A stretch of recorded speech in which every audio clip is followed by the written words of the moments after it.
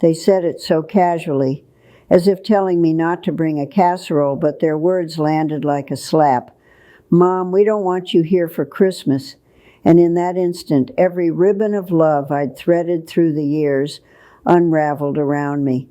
My hands were still wet from the dishwater when my daughter Louise called me into her living room, her voice hushed so that my granddaughter wouldn't hear, and the way she shifted her weight told me this wasn't about my favorite stuffing recipe or whether I could bring the green beans. Donald stood behind her with his arms crossed, as if to block my path, and Maddie's cartoon played too loudly in the next room, while they rehearsed their lines about space and boundaries and how they needed a holiday just for us, as if I hadn't given them every holiday of my heart since she was born.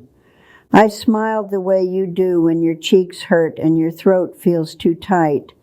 And I said, "Of course, because I've been trained my whole life to swallow disappointment." But as I walked back into their kitchen, the clock over the stove ticked louder than it ever had, counting down to a decision I didn't know I'd make.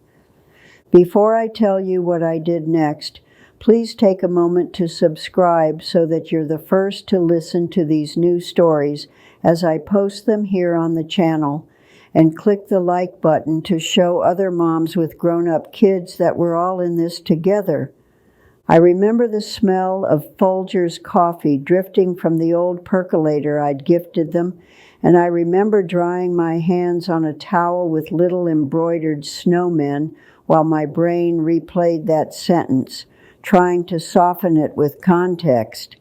But there was no softening the way my daughter had said she didn't want me.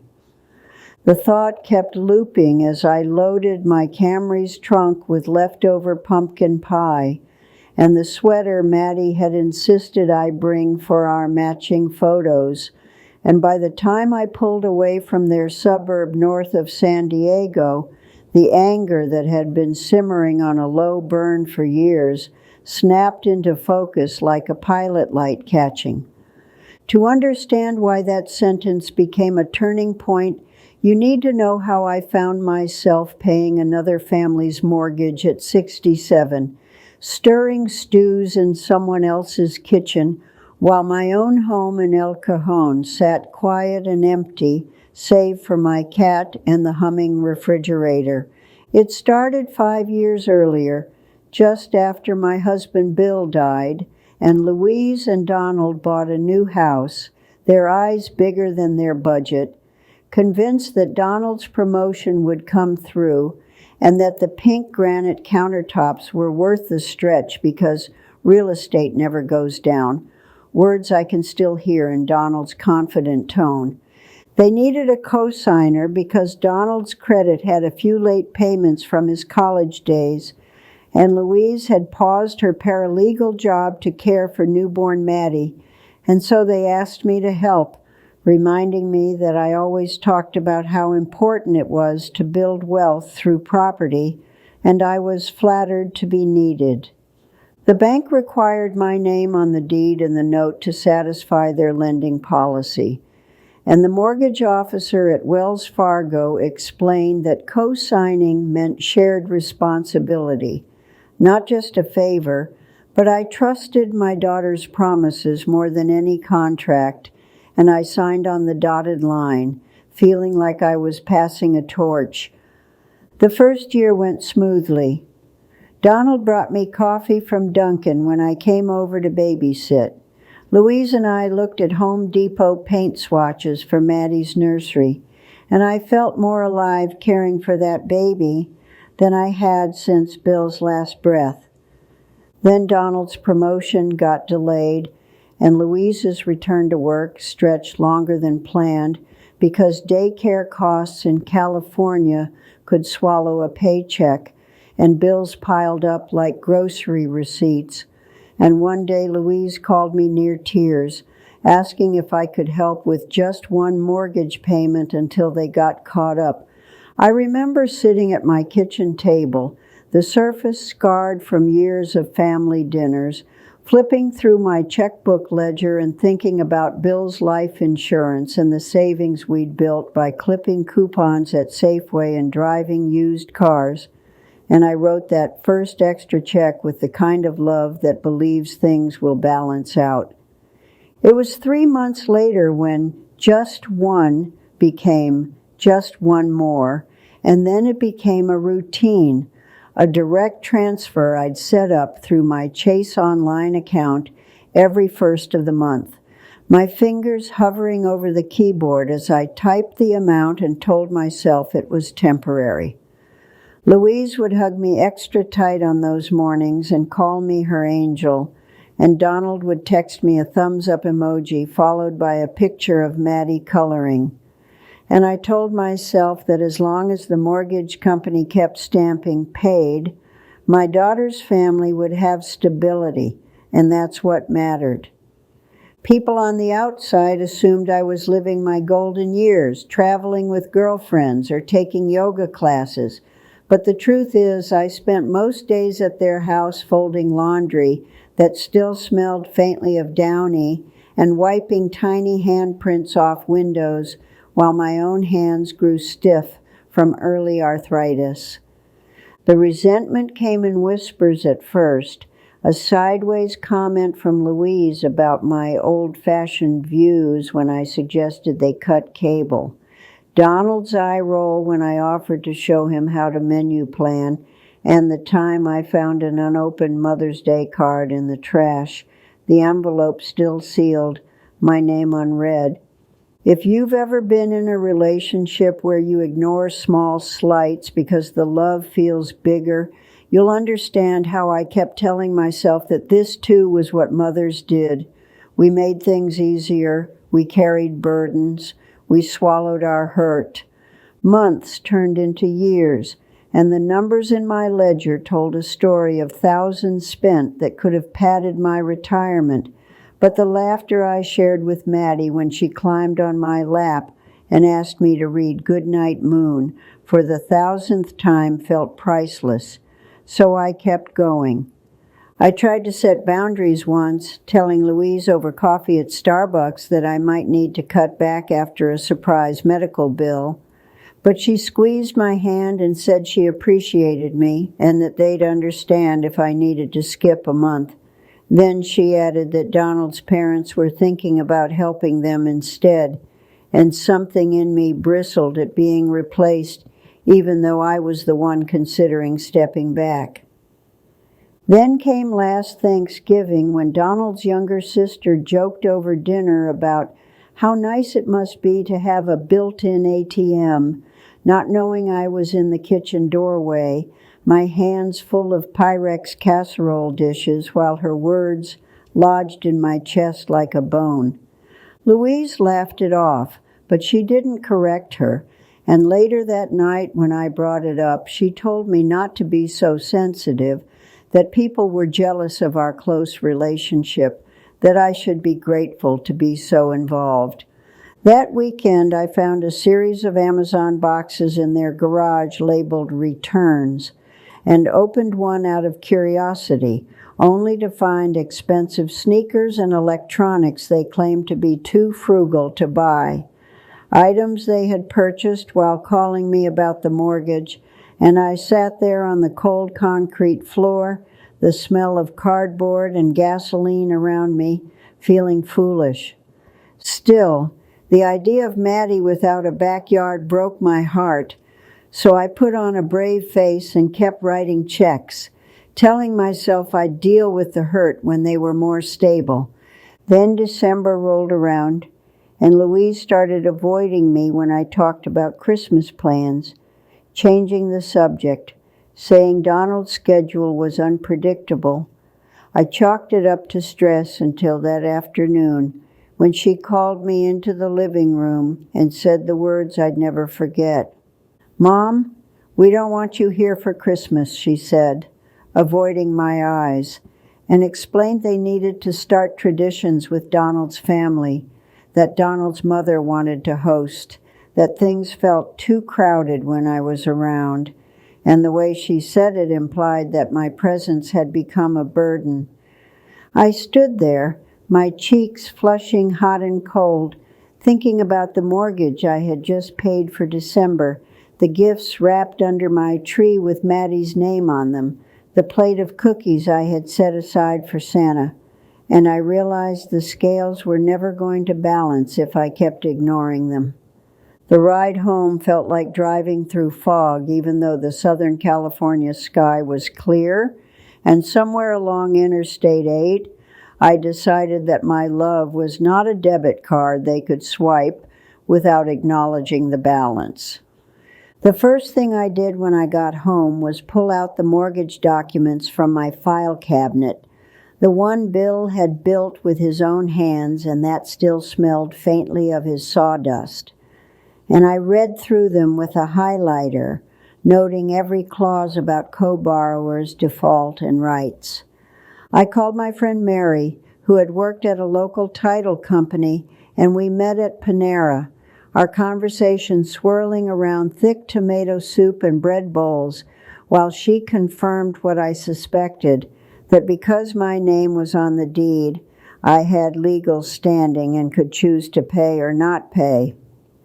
I scheduled a consultation with an attorney at the county courthouse, spending $60 for half an hour to ask pointed questions like whether I could stop paying without losing my own credit score and whether changing the locks would be legal. He reminded me that California is a community property state, but that our arrangement was clear, and he said something I'll never forget. You can't record a conversation without the other party's consent here, but you can absolutely choose not to fund someone's lifestyle. Hearing him mention the two-party consent law for recording in California brought a strange relief, because it meant that while I couldn't gather evidence by secretly taping them, I didn't need to. My bank statements were evidence enough of my contributions and their ingratitude. Back in my kitchen, I flipped through my ledger again and tallied every payment I'd made. 32 months at $1,823.74, plus property taxes and homeowners insurance I'd covered when Donald forgot, adding up to over $60,000, numbers so stark they felt like a betrayal in ink. The next day, I drove to the Wells Fargo branch in my neighborhood, the one with the red awning and the teller who always complimented my earrings, and I sat with a banker to remove the automatic transfers from my account. She reminded me that per bank policy, they'd need signatures from all parties to change anything about the note itself, but she confirmed I could stop my own payments any time without explanation. That line, per bank policy, we require all co-borrowers' consent to modify the loan, became an incantation in my mind because it meant Donald couldn't secretly refinance behind my back without my signature, and that gave me leverage I hadn't allowed myself to hold. As I left the bank, the sun hit my face, and the holiday decorations downtown looked different, less magical, and more like props in a play I was no longer starring in. For the first time, I felt more like an audience member watching someone else perform gratitude while resenting the script. I didn't call Louise right away because I knew I'd cry or yell, and I wanted to be calm and clear. Instead, I wrote her a letter on plain white paper in my neat cursive, explaining that I loved her but that I would no longer be making mortgage payments after December and that I expected them to refinance or sell the house accordingly.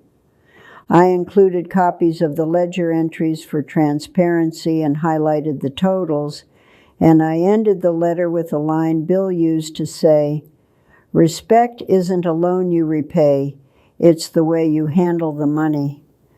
I drove the envelope over myself and slipped it through their front door mail slot because by then I had learned not to leave important conversations to the USPS or the whims of fate. 3 days passed before Louise responded. 3 days in which I avoided social media because I couldn't handle seeing her posting cookie photos without me. 3 days where I took long walks in my neighborhood, listening to the hum of lawn mowers and the distant whir of the freeway, and I let the anger settle into resolve. On the fourth morning, my phone buzzed while I was at a CVS picking up my thyroid medication, and the display showed Louise's name. My stomach dropped like when an elevator misaligns, but I answered with the calm Mary had coached me to hold. "Mom, what is this letter?" she asked, not even saying hello, her voice tight like she was clenching her jaw, and I could hear Donald in the background whispering something I couldn't make out. I told her it was exactly what it said, that I would no longer be paying their mortgage, that they would need to assume their own responsibilities, and before I could finish, she interjected, her tone shifting from incredulous to pleading, telling me they had counted on me, that they'd be underwater without me, that they'd lose their home, and did I realize what that would do to Maddie? If guilt were a physical object, it would have been the bottle of Tylenol I was holding, heavy in my hand, but I reminded myself that 6-year-olds don't suffer from living in a rental, and I said with a steadiness I hadn't felt in months, that I had spent 5 years helping them, and that I needed to secure my own future.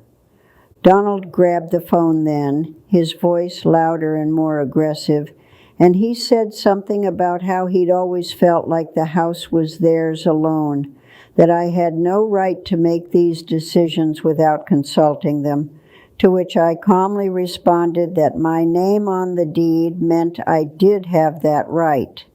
"We can change the locks if we want," he said, his tone flippant, and I almost laughed because earlier that week I had already called a locksmith and learned that as a co-owner I could change the locks myself if I felt the property was at risk, which I now saw as a metaphor for my boundaries. When I told Donald that, his bluster faltered, and I reminded him that California law allows a co-owner to protect their property, and that I had every legal right to change the codes on the garage and deadbolts. I didn't say that I'd already done so on my last day there, but the knowledge warmed me like a hidden heater. Louise started crying then, saying I was abandoning her, saying I didn't care about her family, and I felt a familiar tug to soothe her, but I held back and instead asked her to consider how many years I'd been supporting them, and that maybe it was time for her to care for herself. She hung up without saying goodbye, and I stood in the pharmacy aisle surrounded by holiday displays and artificial pine scent, breathing in and out slowly, reminding myself that boundaries feel like violence to those accustomed to benefits they didn't earn. Later that evening, Mary came over with a casserole, and we sat at my dining table, the same one where Louise had eaten as a child, and I cried into my napkin, not because I regretted my decision, but because grieving a relationship is different than grieving a person. You relive every time you bit your tongue, every time you put their needs first. Mary reminded me to document everything, so I kept a spiral notebook on my counter and wrote down dates and conversations.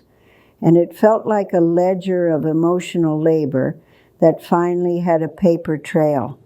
The days leading up to Christmas were quiet. The phone didn't ring, and I spent my time pulling old photo albums from the closet, flipping through pictures of Louise in pigtails and Bill grilling burgers, each snapshot a reminder that the people we raise become independent actors capable of causing pain. On Christmas morning, I made myself a pot of coffee and opened the gift I'd bought for myself, a set of new kitchen knives from Kohl's, and I wrapped a gift for Maddie anyway, placing it on my mantle as a symbol that love doesn't disappear even when you set limits. Around midday, I drove to the beach, the one Bill loved in La Jolla, and I watched families walk along the pier while I sipped the hot chocolate I'd bought at the nearby 7-Eleven, feeling both alone and fiercely free for the first time in years. 2 weeks later, the first mortgage payment of the new year came due, and I did not make it. The bank sent a courtesy email to all borrowers about the payment due, and I deleted it, letting responsibility land where it was supposed to. On the 10th of January, I received a frantic call from Louise, who had just opened a notice of delinquency. Her voice had lost the edge it had carried before, replaced by fear, and she asked me to meet her. We met at a neutral spot, a diner off Interstate 5 that serves pancakes bigger than your head, and I ordered eggs while she pushed her food around, her nails tapping the Formica table in a rhythm that betrayed her anxiety. "We're behind," she said, her eyes red-rimmed, "and the bank says we're in default if we don't pay by the end of the month. Can't you just help this one last time?" I could feel the cafe's draft on my ankles and smell bacon grease, and I thought about the last time I'd had a meal there with Bill, and I said the words as gently as I could. "No, I can't," explaining that I needed to preserve the money I had left for my own medical bills and that I had given enough. She accused me of wanting to punish her, and I reminded her that I had spent 5 years preventing this moment and that they had chosen not to adjust their spending. I also let her know that if they decided to sell the house, I would agree to sign the paperwork, but I expected my portion of the equity. Donald called me a day later, calmer but no less manipulative, promising that if I helped them catch up, they'd pay me back with interest when they refinanced. I told him I'd heard that promise before and that I couldn't lend money I didn't have. His tone shifted to threats, saying he'd take me to court, and I reminded him that the court calendars were backed up and that it would take months before a judge even looked at the case. I added that the law recognizes contributions, and I wasn't worried. That reality of court timelines seemed to deflate him because it punctured the illusion of immediate retribution. Nothing in our legal system happens overnight, and I could hear him recalibrating when I said that we likely wouldn't see a hearing until spring at the earliest. By February, the bank had sent a notice of acceleration, meaning the full balance could be called due. Donald and Louise tried to apply for a modification, but the bank's policy required my signature as co-borrower, and I refused, citing that I no longer trusted them to manage jointly held debts. I could hear the desperation in their voices, but I stood firm, and they resorted to using Maddie as leverage, sending me a video of her asking why Nana wasn't coming over anymore. It took everything in me not to drive over, but I knew that if I caved, the cycle would continue. In March, I received a notice from their attorney threatening to force a sale through partition. I knew the language was meant to intimidate, but Mary's friend at the county clerk explained that as co-owners, we could either agree to sell voluntarily or the court could order a sale, and either way, I'd receive my share. I responded through my own counsel, a calm woman named Anita, recommended by the local senior center, who drafted a letter reminding them that a forced sale would diminish everyone's equity due to fees, and that an agreed-upon sale would preserve more money for all, especially for Maddie's future. Louise didn't respond directly to me for weeks, but I saw glimpses of their struggle on social media, posts about fake family, and memes about toxic parents, clearly aimed at me, interspersed with photos of brunch at trendy spots that belied their claimed poverty. Around this time, I began volunteering at the library, shelving books and reading to preschoolers, and the hours gave me purpose and kept me from doom scrolling, which is a poison of its own, and I started taking walks with a neighbor who had lost her own daughter to drugs, our shared grief knitting a quiet solidarity. One afternoon in April, Louise showed up at my doorstep unannounced, something she hadn't done since she was a teenager, sneaking in after curfew, and she looked exhausted, her hair in a messy bun, dark circles under her eyes. She held Maddie's hand, and Maddie held a crumpled drawing of two stick figures with curly hair hugging. "Mom, can we talk?" she asked, her voice small, and I invited them in, offering water because my mother taught me that hospitality doesn't die even when boundaries have been drawn like lines in concrete. Louise sat at my kitchen table and began to cry in earnest, not performatively like before, but in jagged breaths that made my own chest ache.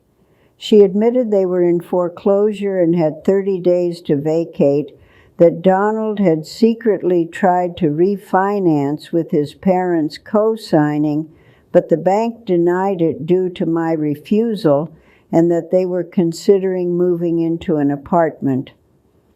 I listened, stroking Maddie's hair absent-mindedly as she colored at the table, and I asked Louise what she wanted from me.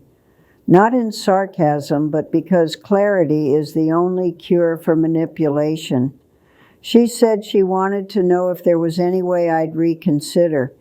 It hit me then that she was stuck between the pride she'd inherited from Donald and the humility she'd learned from watching me clip coupons, and I answered truthfully, "I will not pay the mortgage, but I will help you transition if you're honest with me." She looked surprised, and I explained that if they agreed to list the house for sale, I would waive any claim to future appreciation in exchange for my initial contributions and 50% of the remaining equity, and that I would set my portion aside in a trust for Maddie's education so she wouldn't be used as a pawn again. Louise's eyes widened, and I could see her doing mental math. She asked if that meant she and Donald would get less now, and I nodded.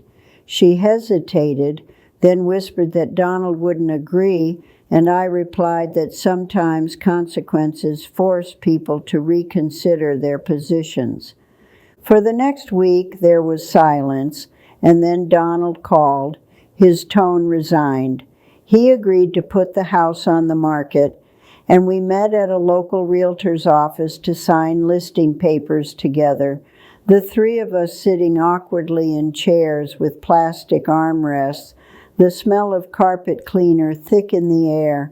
The realtor, a cheerful woman named Denise, who recognized me from church, assessed the house and listed it at $520,000, a figure that made Donald swallow hard considering they owed $385,000.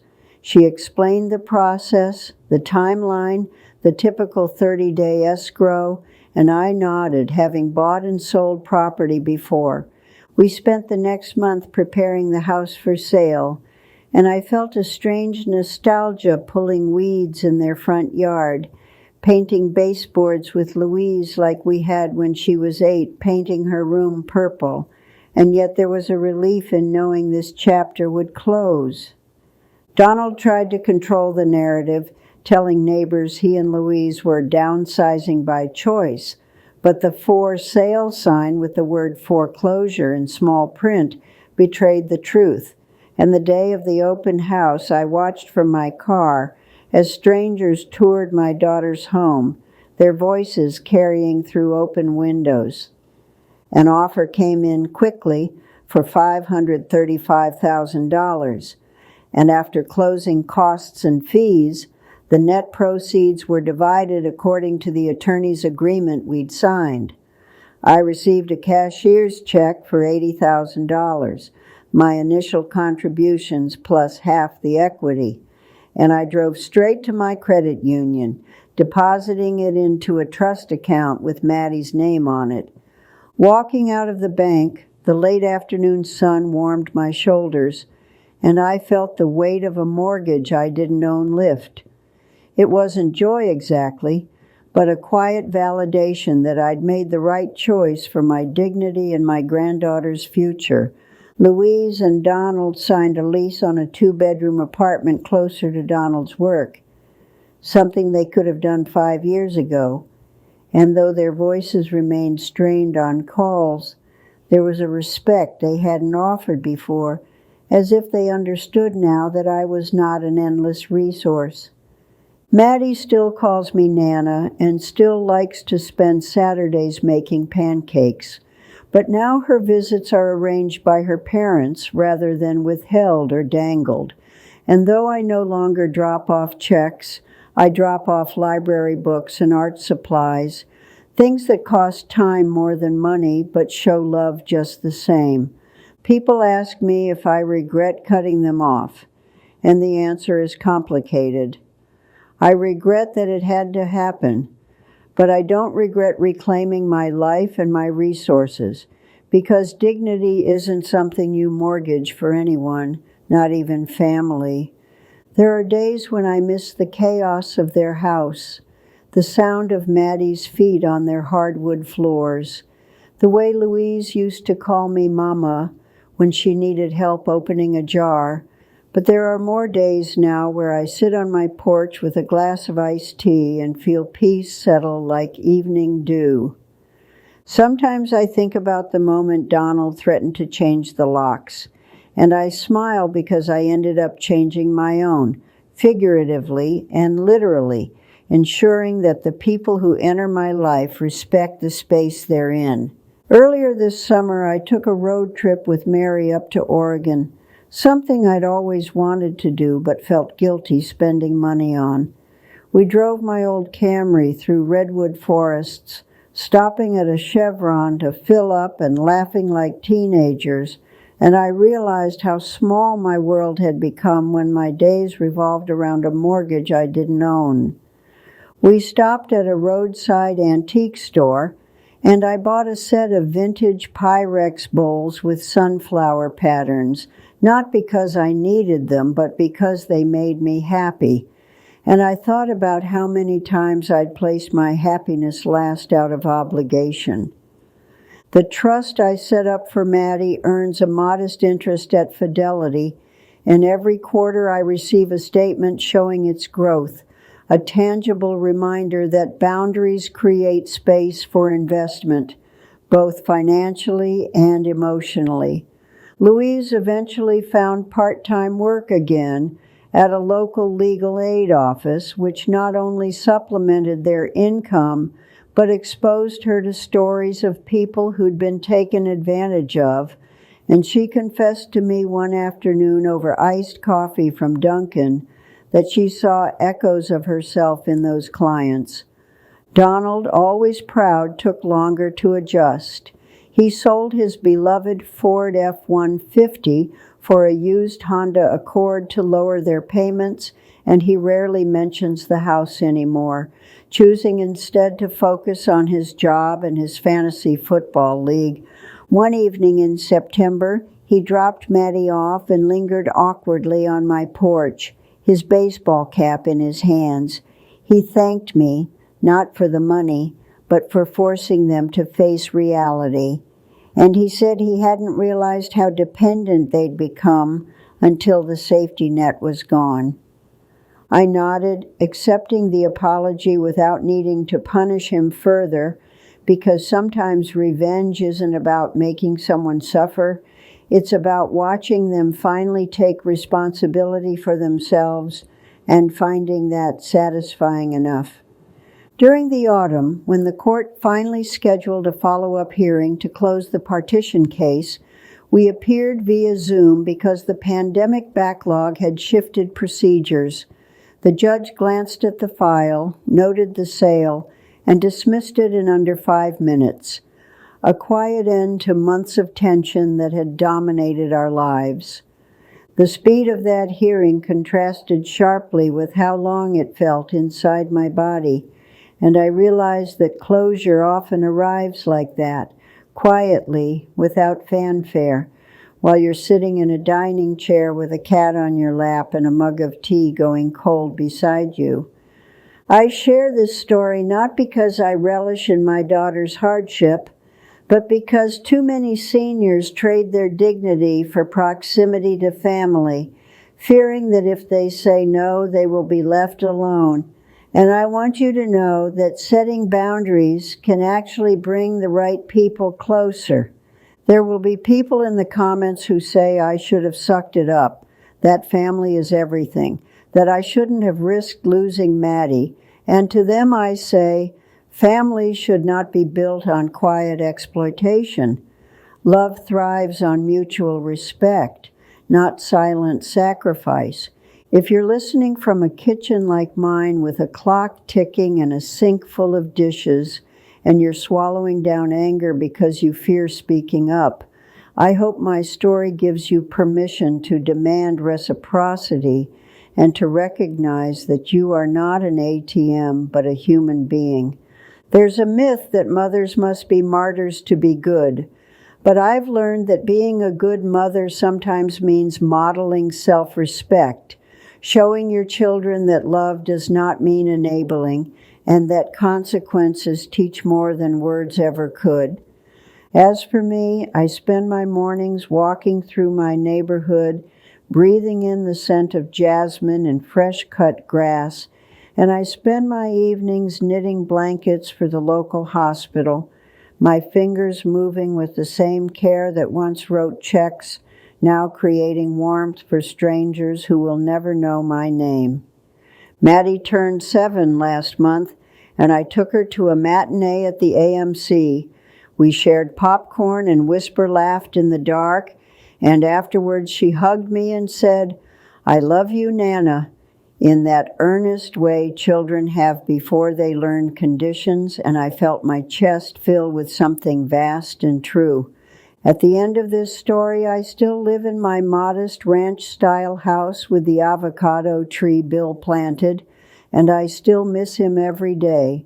But when I stand in my kitchen with the late afternoon light streaming through lace curtains, I am proud of the boundaries I've built alongside the memories. And as I click off my lamp and head to bed, I think about all the women like me who have given and given until they are hollow, and I hope my story reaches them like a light under a door, reminding them that it's never too late to say no more. What would you have done in my shoes? The story could have ended there with a neat moral and an evocative question, but life isn't a fairy tale, and the chapters kept unfolding whether I wanted them to or not, revealing new layers of hurt, hope, and surprising reversals that I never saw coming. After the house sold and the dust settled, I thought the hardest parts were behind me. But then I received a certified letter from an attorney representing Donald's parents, claiming I had coerced their son into selling and demanding reimbursement for the money they had invested in helping pay 1 month of utilities when Louise was sick. It was a laughably small amount, but wrapped in legal language meant to intimidate.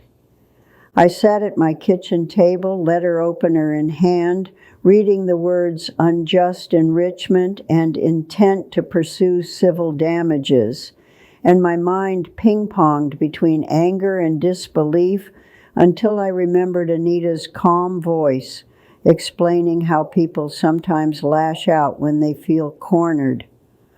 Rather than react emotionally, I called Anita and forwarded her the letter. She chuckled softly and said, "They don't have standing. There's no contract and no detrimental reliance." And she drafted a response pointing out the frivolousness of their claim. I learned then that sometimes the best revenge is to let professionals do their jobs while you sip tea. For weeks after, though, I found myself peeking out the window whenever a car slowed on my street, half expecting Donald's parents to show up and shout on my lawn. The fear that family could become adversary is a particular kind of grief that sits in your stomach like a stone. Meanwhile, Mary had her own storm brewing.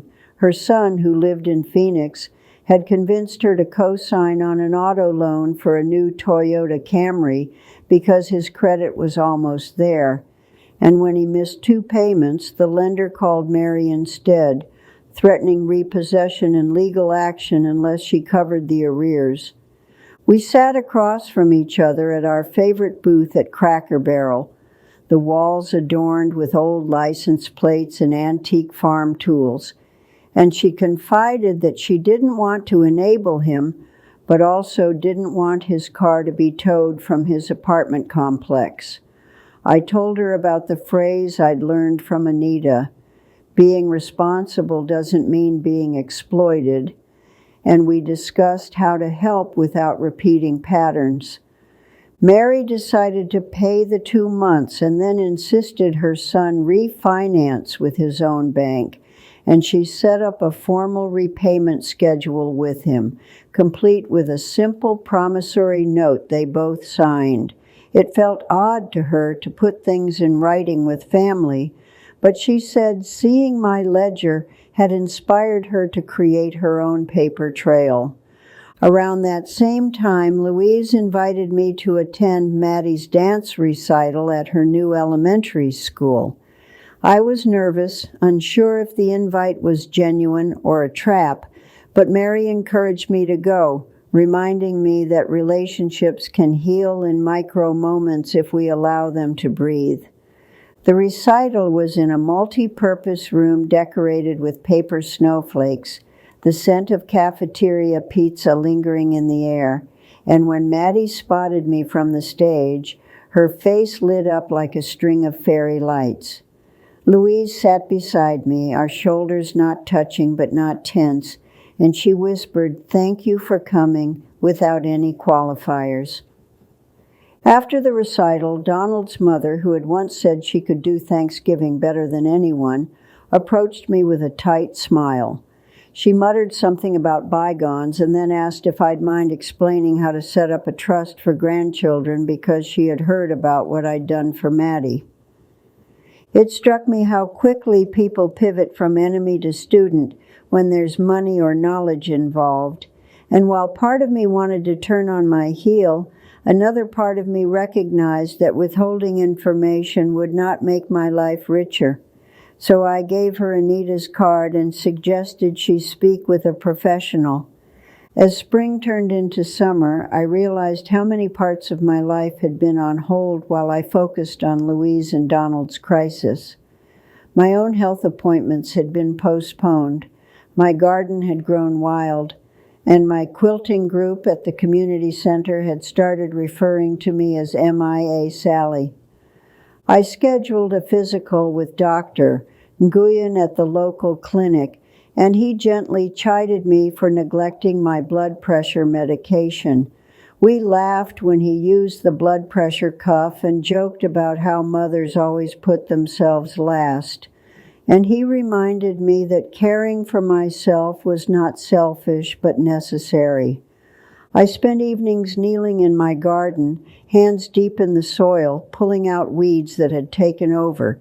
And as I teased out crabgrass with a trowel, I thought about how some relationships are like weeds. If you ignore them, they choke the flowers you've planted. Bill's memory became a character in my mind again.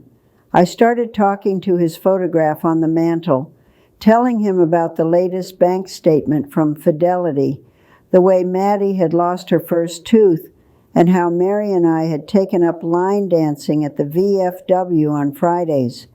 It may sound strange, but those conversations felt like letting steam out of a pressure cooker.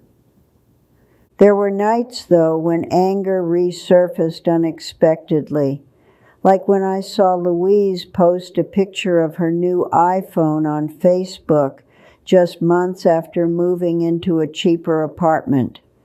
My fingers hovered over the keyboard, wanting to type, "Glad to see you can afford that." But instead I scrolled past and texted Mary a joke about how we used to share a landline and not worry about upgrades. One Sunday at church, our pastor delivered a sermon on forgiveness and boundaries. He quoted from Matthew and then shared a story about a farmer who built a fence not to keep his neighbors out, but to protect his own crops. And I found myself nodding, tears springing to my eyes, because that metaphor held both truth and grace. Louise must have been on her own journey because she began calling me once a week to chat, not about money, but about mundane things.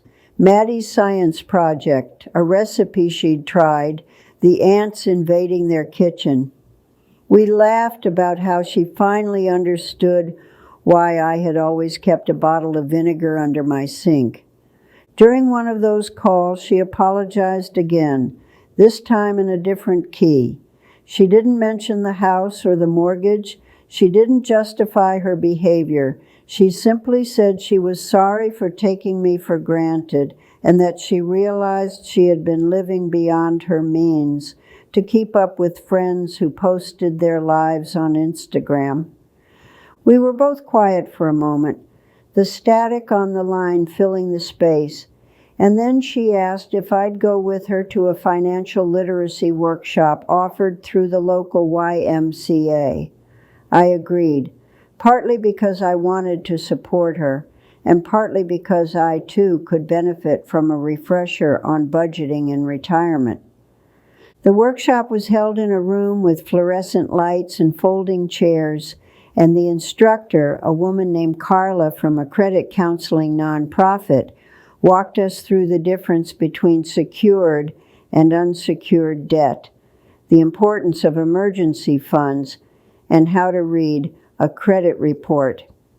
Louise took notes diligently, and I saw her raise her hand to ask a question about debt-to-income ratios.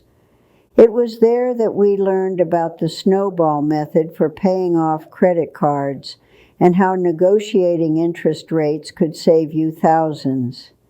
The information wasn't new to me, but hearing it with my daughter reframed our relationship from parent and child to peers learning together.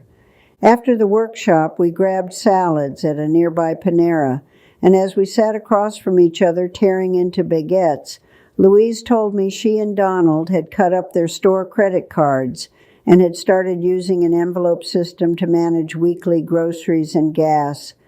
I fought the urge to say, "I told you so," and instead simply said, "That sounds like a good plan." Mary teased me later for being so zen, but I knew that gloating wouldn't change the past. If anything, it would reopen wounds I'd worked so hard to close. As the months wore on, my relationship with Donald remained cordial but distant. He'd wave when he picked up Maddie and occasionally chat about the Padres games, but we didn't rehash the past. I figured neutrality was the best we could hope for, and that was fine by me. In October, a curveball arrived in the form of a medical emergency. Mary slipped on a wet floor at Walmart and broke her hip, requiring surgery and a long rehabilitation at the county hospital. I visited her almost daily, bringing her gossip magazines and homemade soup in a thermos. Sitting in that sterile hospital room with its beige walls and incessant beeping, I realized how precarious our independence is as we age. Mary had always been the strong one, the one who carried casserole dishes with ease, and now she needed help to stand. Her son flew in from Phoenix, contrite and full of guilt, and I watched them navigate their own dynamic. He apologized for missing payments, and Mary apologized for enabling him, and somewhere between physical therapy sessions and cafeteria coffee, they drafted a new kind of relationship built on mutual respect. Seeing Mary's vulnerability reminded me to update my own medical documents. I scheduled an appointment with the county clerk to refresh my advance directive, designate power of attorney, and list Louise and Mary as emergency contacts with specific instructions. I didn't want legal ambiguity to compound emotional stress if something happened to me. The clerk, a man in his 50s with kind eyes, complimented my thoroughness and shared a story about his own mother's estate going into probate because she had a handwritten will with no witnesses. His anecdote underscored the importance of paperwork, and I felt a surge of pride that I was taking control. Not long after, I received a call from a reporter with the local paper who was writing an article about seniors who provide financial support to adult children. He had heard about my story through Anita, and he wanted to interview me. At first I hesitated, worried about airing family drama, but the reporter assured me he would anonymize names and focus on the broader issue. We met at a coffee shop by the marina, and as the sea breeze fluttered napkins, I shared my experience. The reporter asked thoughtful questions about how I decided to stop paying, what resources I used, and what advice I had for others. I emphasized the importance of legal counsel, of understanding bank policies, of trusting your gut when something feels off. When the article was published, I received a flurry of calls from acquaintances who had no idea I'd been dealing with such a situation. Some confided that they were going through similar struggles with children or grandchildren, and we formed an informal support group, meeting once a month at the library to share strategies and resources. At one meeting, a woman named Patricia shared that her son had taken out a second mortgage on her home without her knowledge by forging her signature. We urged her to contact the district attorney and the bank's fraud department, and Anita offered a free consultation. It struck me that our quiet suffering, once voiced, could become collective power. The support group became my new C storyline, a cast of characters with their own arcs. There was Harold, a retired fireman whose daughter-in-law had maxed out his credit cards, and Joan, who had co-signed on her grandson's student loans only to discover he'd dropped out. Each story was different, but the common thread was love used as leverage, and the slow, painful realization that love without boundaries erodes respect.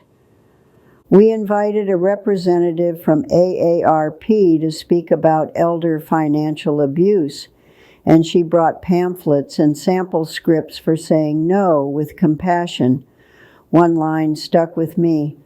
"I cannot give you money for that, but I can help you find resources."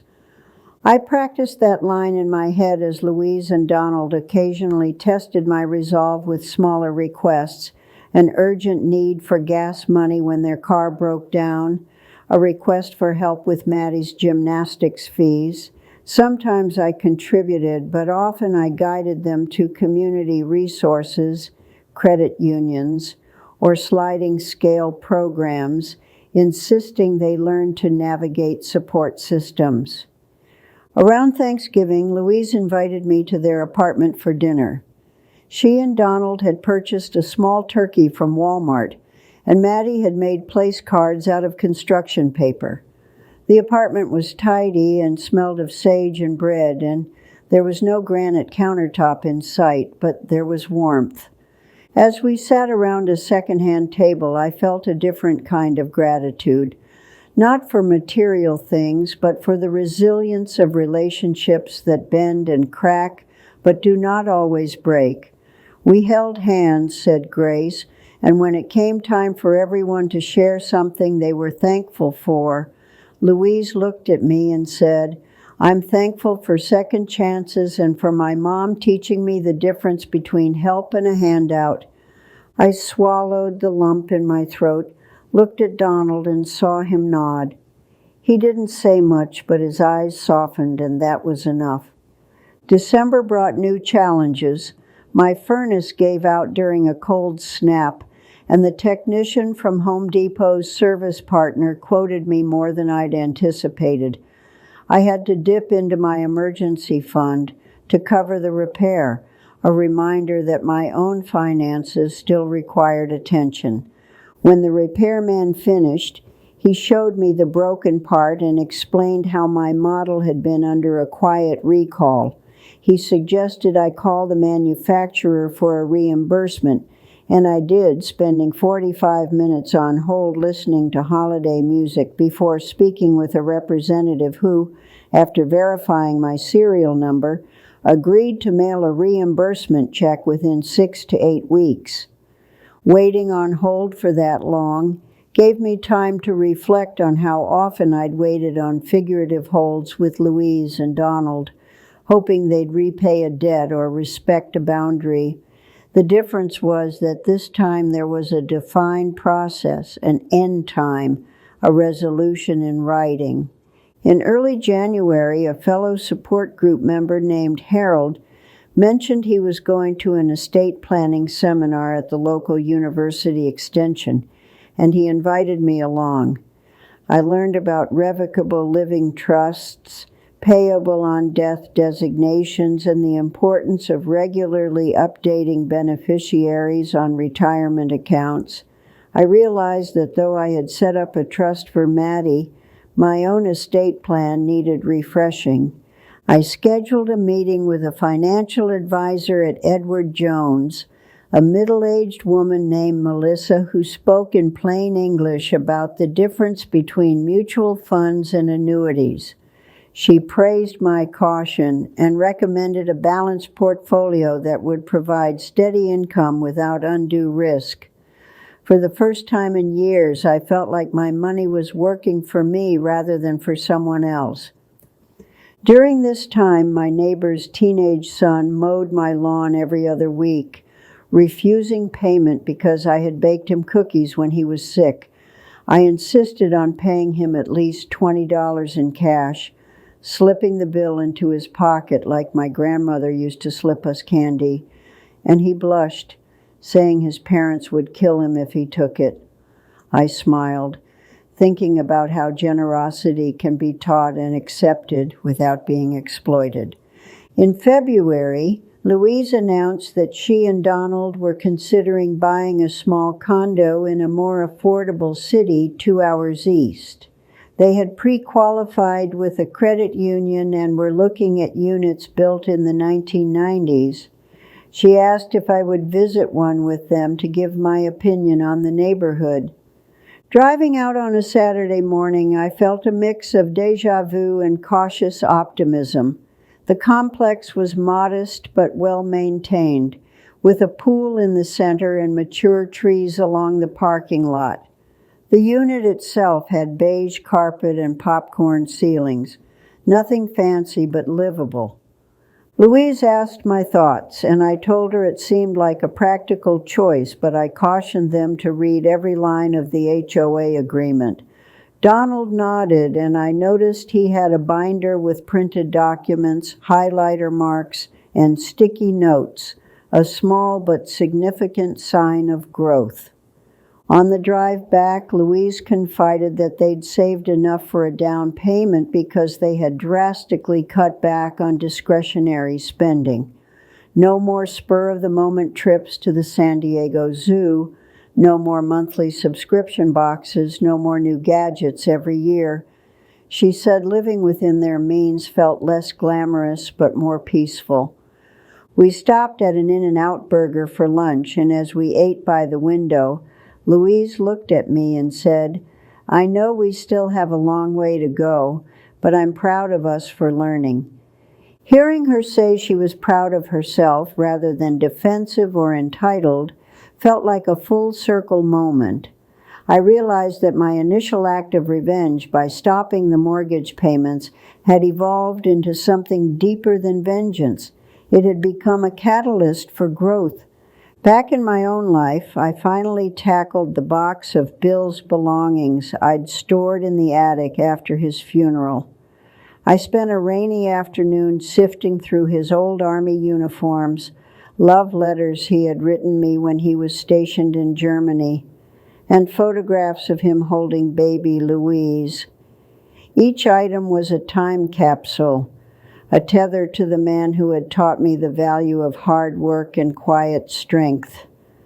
I found a letter he'd written but never given me, dated 2 years before he died, where he apologized for sometimes taking my cooking and caretaking for granted. He wrote that he knew I had dreams beyond our life together and that he hoped I would pursue them when the time came. Reading those words felt like getting permission from beyond to live boldly. Inspired, I signed up for a painting class at the community college. Each Thursday evening, I sat among 20-somethings and retirees, learning to mix acrylics and create landscapes. My first painting, a sunset over the ocean, with a single silhouette standing on the shore, now hangs in my living room as a reminder that new beginnings can happen at any age. One night, as I cleaned my brushes, I received a text from my support group's group chat. Harold had passed away peacefully in his sleep. We were heartbroken but grateful that he hadn't suffered. At his memorial service, his daughter mentioned that Harold's final months were some of his happiest because he felt understood by a community that validated his experiences. Loss has a way of sharpening priorities. After the service, our group vowed to document our stories, to share them with local senior centers and churches, to prevent others from falling prey to the same patterns. We started a small newsletter, Boundaries and Blessings, where we published first-person accounts and resources. Writing for that newsletter allowed me to revisit parts of my story I hadn't fully processed. I wrote about the time I almost lost my temper in the bank lobby when a teller questioned my withdrawal, how I channeled that energy into polite firmness. I wrote about the smell of my granddaughter's hair as I hugged her goodbye outside a courthouse. I wrote about the relief of no longer holding my breath for the next request. In late spring, I received the reimbursement check for the furnace part, just as the representative had promised. I deposited it at my credit union, and the teller, a young man with a tattoo peeking out from under his sleeve, smiled and said, "Looks like the squeaky wheel gets the grease." I smiled back, thinking about how many times I hadn't squeaked because I feared being seen as difficult. Maddie's 8th birthday approached, and she asked if she could have her party at my house. Louise texted to ask if that was okay and assured me they would bring all the food and supplies. I agreed, and we spent a Saturday afternoon stringing paper lanterns in my backyard, the avocado tree providing shade. As children ran through sprinklers and adults sipped lemonade from plastic cups, I watched Louise carry out a homemade cake with 8 candles, and I heard Donald tell one of the other parents that his mother-in-law's avocado tree produced the best guacamole. It was a small compliment, but it felt like a bridge. At the end of the party, as I loaded leftover pizza into a Pyrex dish and wrapped it in foil, Louise slipped an envelope into my hand. Inside was a handwritten note thanking me for hosting and a $50 gift card to Target, accompanied by a line that read, "For all the times you bought things and never let me know." I laughed and hugged her, the gesture a symbol of reciprocity rather than obligation. By summer's end, Donald and Louise closed on their new condo. They invited me for the housewarming, and when I arrived, I noticed there were no grand gestures, no expensive vases or designer sofas, just a comfortable couch from IKEA, thrifted side tables, and framed family photos. The kitchen smelled like crock-pot chili, and the window over the sink had a view of a community garden where residents grew herbs. At dinner, Donald proposed a toast, not with fancy champagne, but with sparkling cider, and thanked their friends and family for supporting them through what he called our humbling season. He looked at me and said, "And thank you, Sally, for teaching us that there's a difference between support and dependence."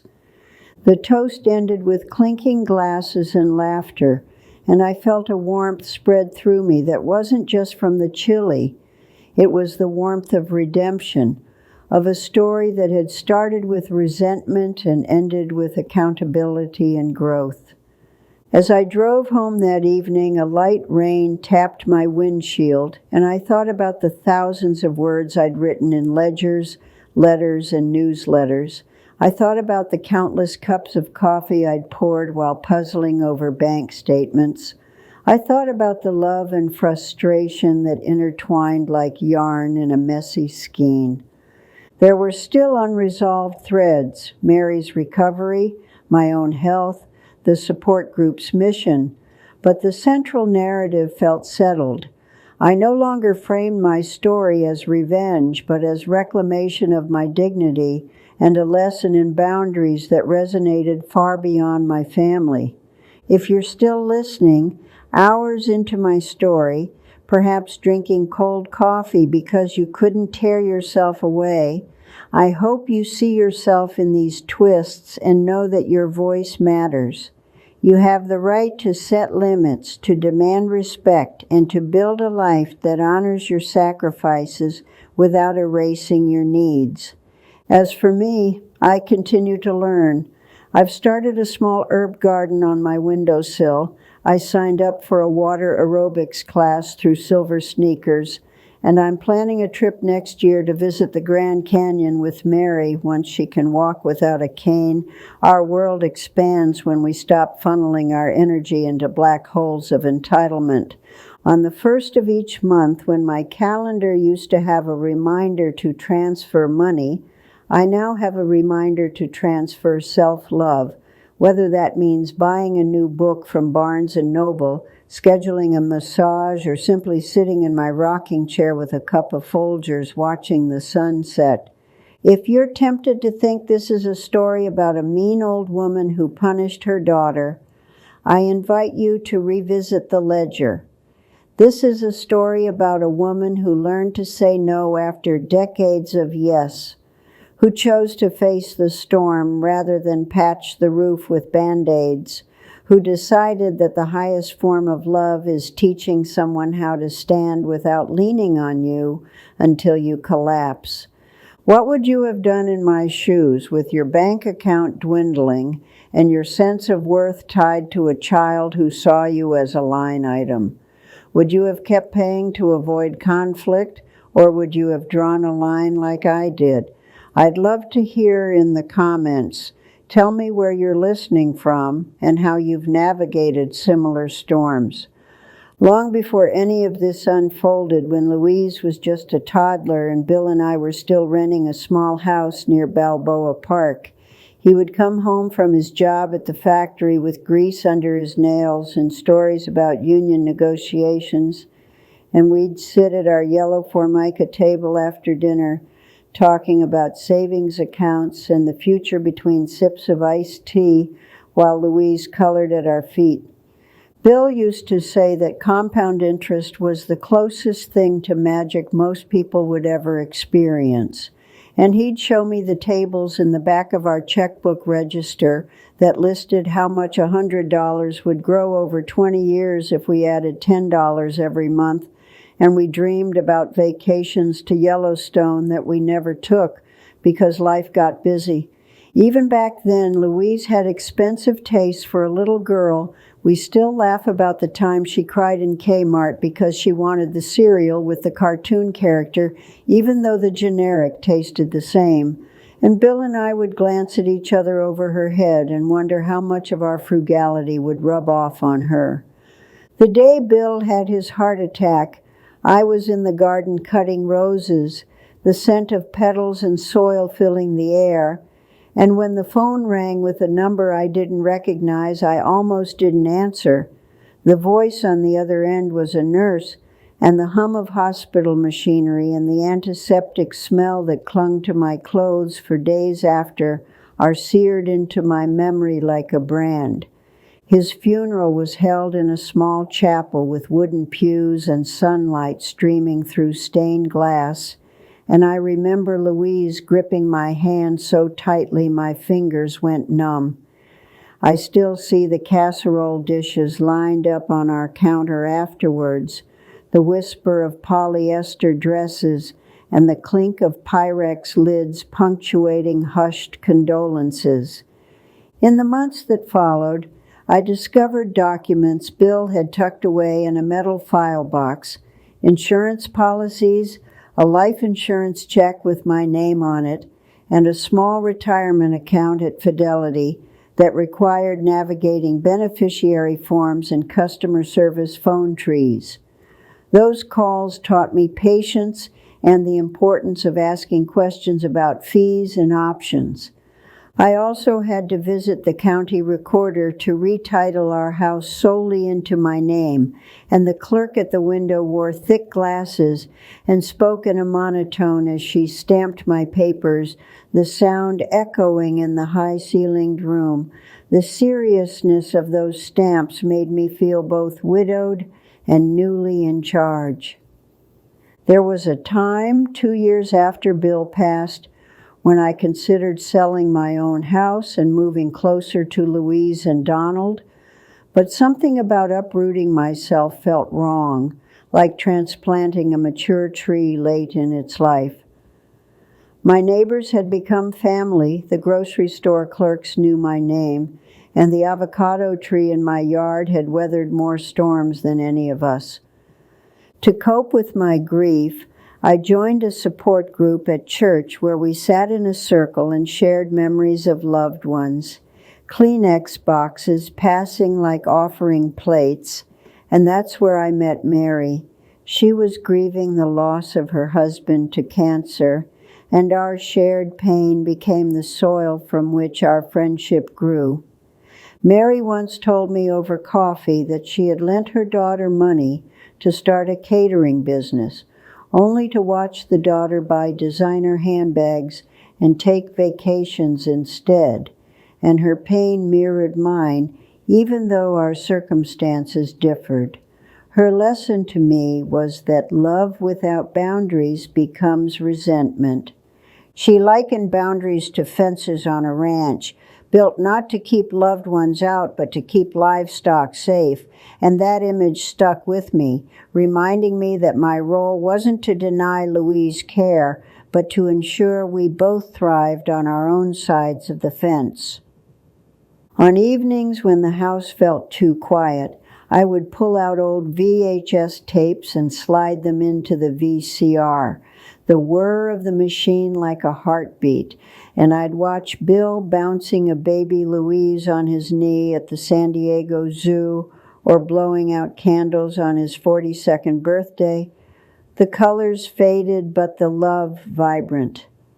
When Maddie was born, I experienced a second bloom of joy, the smell of baby lotion, the softness of her skin, the way her tiny fingers wrapped around mine, and for those first months, I believed I'd entered a new era of family closeness that would wash away the grief of Bill's absence. In those early days, Donald was attentive and charming. He'd come over on weekends with a toolbox, tightening cabinet hinges and fixing squeaky doors, and he'd call me Mom with a half smile that made me feel included. So when he asked me to co-sign on the mortgage years later, my brain filled with those memories rather than the cautionary tales I'd heard in AARP newsletters. I recall sitting in their living room the night Donald broached the subject of the house, the TV casting blue light on his face as he explained adjustable rate mortgages and how interest rates were at historic lows. I nodded, not understanding every term, but trusting that he'd done the research because he had printed out spreadsheets. When the packet of loan documents arrived from the bank, thick as a phone book, I flipped through pages full of phrases like joint and several liability and acceleration clause, and I hesitated, pen hovering over the signature line, until Louise squeezed my shoulder and said, "Mom, we won't let you down." And I believed her because mothers want to believe their children. Mary had warned me once that signatures are promises written in ink, but I brushed off her caution, telling myself that our family wasn't like those horror stories. Looking back, I see that love can blind us faster than any con artist because we don't want to imagine our own blood exploiting us. The first time Louise called to say they'd fallen behind, my stomach churned. But I told myself that one missed payment could happen to anyone, that it was just a blip. The second time, I felt a flutter of concern, but still clicked send on my online transfer because I wanted to be the helpful mother I'd always been. Each subsequent transfer began to feel less like help and more like obligation, and I'd sit at my desk late at night, glasses perched on my nose, typing amounts into Chase's website while the digital clock on my microwave hummed in the background, a metronome for my martyrdom. When I finally went to the bank to stop the automatic transfers, the smell of coffee from the lobby and the coolness of the marble countertop grounded me. I watched the teller's fingers dance over her keyboard as she confirmed the change, and I felt a surge of adrenaline, like stepping off a ledge and trusting you'll land on solid ground. I remember listing out my own expenses on a sheet of notebook paper after that visit: utilities, property taxes, groceries, car insurance, and realizing that my budget had been quietly bleeding for years. Seeing numbers in black and white can pierce denial like nothing else. In one of my many calls to the county clerk to understand property tax deadlines, I was transferred 3 times before a woman named Rhonda explained with exasperating patience the difference between supplemental and secured taxes.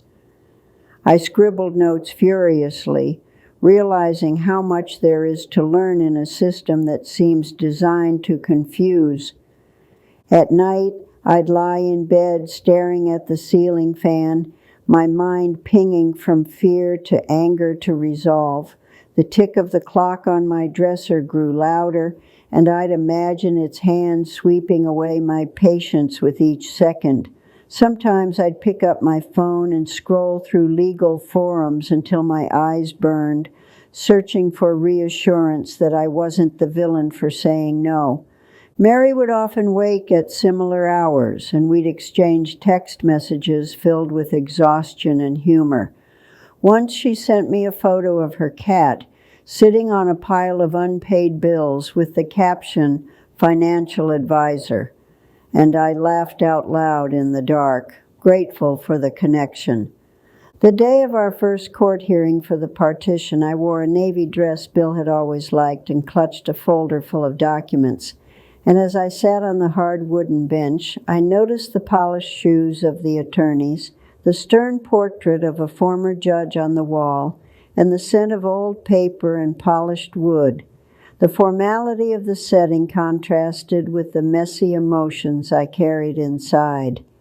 The judge, a woman with silver hair and a no-nonsense demeanor, listened to the lawyers present their sides, her eyes flicking to the file occasionally. When she asked me a question about my contributions, my voice trembled, but I answered clearly, and as I spoke, I felt Bill beside me, his hand at my back, like it had been when he encouraged me during childbirth. Leaving the courthouse that day, the air smelled of rain on concrete, and I took a deep breath, feeling a weight lift, even though the case wasn't fully resolved. Sometimes just being heard by someone impartial can restore a sense of justice. Not all calls were legal. There was the time Donald's father called me on a Tuesday evening, his voice dripping with sarcasm as he accused me of tearing apart the family. I held the phone away from my ear for a moment, then returned it and calmly said that my decisions were mine to make and that if he wished to discuss it further, he could speak with my attorney. He hung up mid-sentence, and I set the receiver down gently, my heart pounding but my spine straight. Small joys dotted the turbulence, like when Mary and I wandered into a consignment shop full of mismatched chairs and vintage lamps, and we spent an hour trying on costume jewelry and hats, laughing at our reflections and imagining ourselves as ladies at the Kentucky Derby. I almost bought painting of a sailboat, but decided the colors didn't match my living room, a small exercise in discerning wants from needs. Back at home, I cooked chili in my old crock pot, the aroma of cumin and tomatoes filling my kitchen, and as the meat simmered, I thought about how long it had been since I'd cooked for my own enjoyment rather than for a crowd. I set the table for one, lit a candle, and savored each bite like a sacrament. My time reading to preschoolers at the library became a highlight of my week. Their small faces, round with curiosity, looked up at me as I turned pages of picture books, my voice changing pitch to mimic characters. The smell of crayons and paste brought me back to when Louise was their age, before mortgages and money complicated things. As Mary recovered from her hip surgery, I helped her navigate insurance forms and hospital bills. We spent afternoons on her couch with stacks of paperwork, and I marveled at the complexity of statements, codes and charges that seemed intentionally obtuse. We'd stop and watch episodes of a cooking show, mocking the contestants' attempts at souffle, finding levity amid the legalese. The newsletter project demanded its own set of skills. I learned to use basic layout software, choosing fonts and images, writing headlines like "When Helping Hurts" and "Know Your Loan Terms," and editing submissions from group members to ensure clarity and anonymity. Mailing copies to senior centers across the county gave me a sense of purpose I hadn't felt since raising a child. My painting class taught me patience in a different way. I'd mix blues and yellows to find the perfect green, then realize it dried darker on the canvas. Our instructor encouraged us to see mistakes as texture rather than flaws, and that philosophy seeped into how I viewed my life, layered, imperfect, and richer for it. Preparing for the Oregon trip with Mary, we pored over maps and travel blogs, deciding whether to take the coastal highway or the faster inland route. We opted for scenery, and the winding roads offered vistas of fog-shrouded cliffs and silent redwoods that made us feel small in the best way. We stayed in motels with floral bedspreads and small bars of soap, laughing about the scratchy towels and debating whether to splurge on a nicer inn. We stopped in tiny towns buying jars of homemade jam from roadside stands and chatting with locals whose slow drawls and generous smiles reminded us that hospitality comes in many forms. Driving through Redwood National Park, we parked and walked among trees so tall we had to crane our necks to see the tops. The damp earth smelled of pine and decay, and the light filtered through branches and shafts that looked almost holy. Mary whispered that she felt like we were in a cathedral, and I nodded, feeling Bill's presence again in the quiet grandeur. On the return trip, Mary opened up about her first marriage, about the betrayal she'd experienced when her husband emptied their joint account to run off with a co-worker. She said she had forgiven him not for him but to free herself, And I thought about how forgiveness and boundaries are two sides of the same coin, both necessary for healing. When we got back to San Diego, there was a mason jar of strawberry jam on my porch with a note from Louise that read, "For your next toast," and the simplicity of the gesture moved me. I spread the jam on my morning toast, the sweetness a contrast to the bitterness I'd tasted the previous Christmas. And I realized healing comes in small packages, too. Reading that note, I felt a wave of gratitude mixed with caution. Relationships are like gardens. You weed and fertilize and hope the weather cooperates, but sometimes blight appears anyway. Yet the act of tending is worth it because of the blooms that appear unexpectedly. Healing isn't linear, and some days I still find myself angry when I remember the entitlement in Donald's voice or the shock in Louise's eyes when I said no. But those moments are fewer now, like passing rain showers rather than relentless storms. I let them come and go without letting them flood my sense of self. I sometimes think back to the day Bill taught Louise to ride a bike in front of our first house, his hand steady on the banana seat as she wobbled down the sidewalk lined with jacaranda trees, and how she pedaled with a mix of fear and exhilaration until she didn't need his hands anymore. Letting go now feels similar, scary, necessary, and ultimately empowering. There was a summer when we organized a yard sale to clear out the garage and earn extra money for a weekend trip to the mountains, and Louise helped price her old toys while Bill haggled with neighbors over power tools. That memory surfaced recently when I saw an estate sale sign and realized that our material items come and go, but the lessons around them linger. Generational attitudes toward money fascinate me. My parents grew up during the Depression and saved every rubber band and jelly jar, whereas Louise and her friends grew up with credit cards as extensions of their wallets, tapping without seeing cash leave their hands. Bridging that gap required not only math lessons, but empathy for different economic landscapes. At our support group, a new member named Carlos shared that he had taken out a home equity loan to pay for his granddaughter's college tuition, only to discover she dropped out after a semester. The group listened without judgment, and Patricia gently asked him what boundaries he could put in place moving forward. His tears at being heard reminded us why we gathered in that circle. During my second meeting with Melissa, the financial advisor, she introduced me to the concept of a safe withdrawal rate for my retirement savings and explained how Monte Carlo simulations predicted different market scenarios. Numbers have never been my favorite, but hearing percentages described in plain language made me feel more in control of my future. Each time I receive a quarterly statement from the trust I set up for Maddie, I glance at the modest interest and smile, imagining her one day using it for college textbooks or a down payment on something sensible. I resisted the temptation to peek too often, understanding that growth requires patience and that trusts, like boundaries, function best when not constantly tampered with.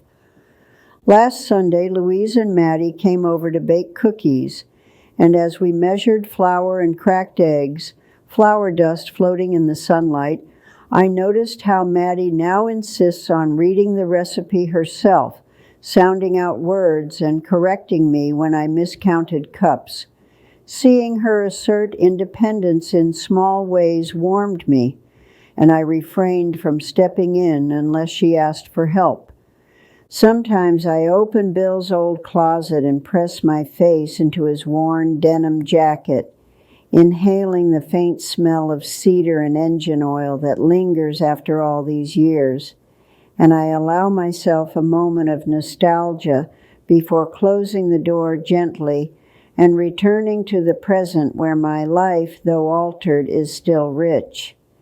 Peace doesn't mean complacency. I still review my bank statements monthly. I still attend support group meetings, and I still say no when requests don't align with my values. Vigilance and serenity can coexist like a watchful lighthouse on a calm sea, guiding ships without stopping the waves. So as I finally set down my pen after thousands of words, I encourage anyone listening to write their own ledger of giving and receiving, to weigh love against obligation, and to choose dignity when those scales tip too far. Your story matters, your boundaries matter, and your future deserves as much care as the futures you've nurtured for others. In writing this extended account, I realized that my story contains not just revenge, but redemption, not just anger, but agency. The chapters I've added here are the ones I wasn't ready to tell before, chapters about grief, growth, and the messy, beautiful, ongoing work of loving family while loving yourself.